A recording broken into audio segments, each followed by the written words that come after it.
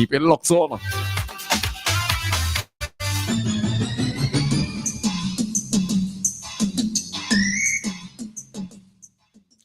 Welcome to AFM's 3 p.m. News. I am your presenter, Narissa Bostwick.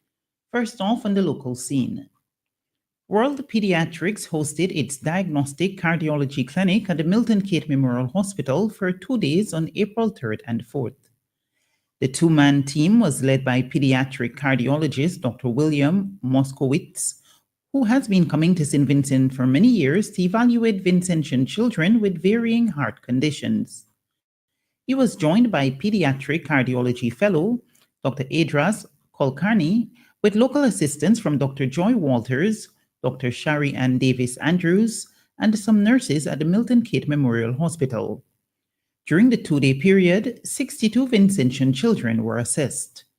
This team placed their focus on assessing and diagnosing a range of heart conditions in children, like congenital heart defects and heart murmurs, through echocardiogram and physical examinations. Upon assessment, proper treatment plans were advised, and some children were recommended to follow up with the team to monitor development.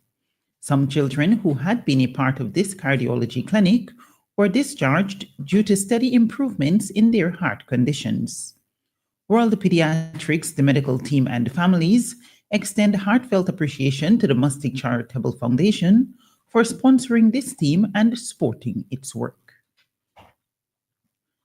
Police have arrested and charged Mary Ann Nero, a 33-year-old resident of Dorsetshire Hill and Sandy Bay, with the offense of theft. According to investigations, the accused stole $27,915 in cash, the property of the National Lotteries Authority. The offense was committed in Arnasvale between 6 a.m. on March 1st and 4 p.m. on March 25th. Nero appeared before the Kingstown Magistrate Court on April 7th to answer the charge and pleaded not guilty to the offense. She was ordered to report to the Central Police Station every Monday and Thursday between 6 a.m. and 6 p.m. The matter was adjourned to December 1st for trial. As of September 2025, 11 fully funded scholarships will be offered to Vincentians who are interested in pursuing studies in Romania at the Transylvania University of Brasov. This was announced by Prime Minister Dr. Ralph Gonsalves during a press briefing on Monday, April 7th. Speaking at Cabinet Room, the Prime Minister, who visited Romania last week, said these scholarships present an excellent opportunity for young Vincentians, with added benefits such as part-time work allowances during studies, depending on the course being pursued. Dr. Gonsalves said the details of the scholarships will be released soon. In further news on the local scene, police have arrested and charged Dillon Lavier, a 57-year-old laborer of Canada and Villa, with the offense of possession of controlled drugs. According to investigations, the accused had in his possession a controlled drug, 131 grams of cannabis, for the purpose of drug trafficking. He was also charged with importing a controlled drug, 131 grams of cannabis. The offense was committed at Argyle International Airport on April 4th. Lavier appeared before the Serious Offences Court on April 7th and pleaded guilty to the importation of a controlled drug and was fined EC $30.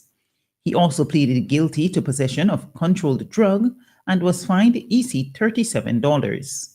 If he defaults payment, he faces 3 months imprisonment at His Majesty's prison. A destruction order was granted for the 131 grams of cannabis. On to news on the regional scene. Antiguan police are warning people to be aware of a scam being carried out by people seeking to obtain money in the name of murdered 9-year-old Chantal Crump, whose body was found on March 15th. In a statement, the police said it is advising the public against making any donations in the name of the deceased child, reiterating it is aware that individuals are soliciting donations under false pretenses, claiming to represent charities of community causes that do not exist. Earlier this month, the government announced that it would be covering the funeral expenses of the child whose death has shocked the nation, with religious groups condemning it as a senseless killing. A 20-year-old woman has since been charged with a child's murder and remanded in custody after making an appearance in the magistrate's court. Guyana's President, Dr. Irfan Ali, will meet with Linden leaders and relatives of the young man who was shot and killed by a police sergeant on Monday, as he again assured that there will be a full and independent investigation that will be supported by the Caribbean's Regional Security System, RSS. According to Newsroom Guyana, the president said the police officers involved in the death of 21-year-old Ronaldo Peters have been arrested, promising a full independent investigation into events that have sparked community unrest.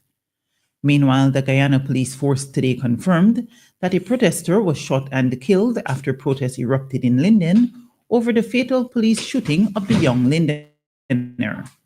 The protester, who was shot when police opened fire today, has been identified as Dan Johnson. According to the police, several officers were injured during escalating unrest in Linden after Peters was shot and killed by a police sergeant on Monday. In news on the international scene, South Korea will hold a presidential election on June 3rd, its acting leader has said, after the country's constitutional court removed Yoon Suk-yeol from the presidency. Yoon was impeached by Parliament in December for his shock martial law declaration. The court upheld his impeachment on April 4th, paving the way for a snap election within 60 days. According to the BBC, South Korea's acting president announced the election date today, saying the country needs to quickly heal from the wounds and go upward and forward. And finally, the news at this hour. Thousands of migrants who entered the United States during the Biden administration and use a special app to arrange asylum appointments are being told to leave immediately. The roughly 900,000 migrants who entered at the southern border using the app CBP One were generally allowed to remain in the U.S. for 2 years and given parole from immigration laws to work in the country legally. Now, many of them are being informed that their paroles are revoked and they are subject to prosecution if they remain in the U.S.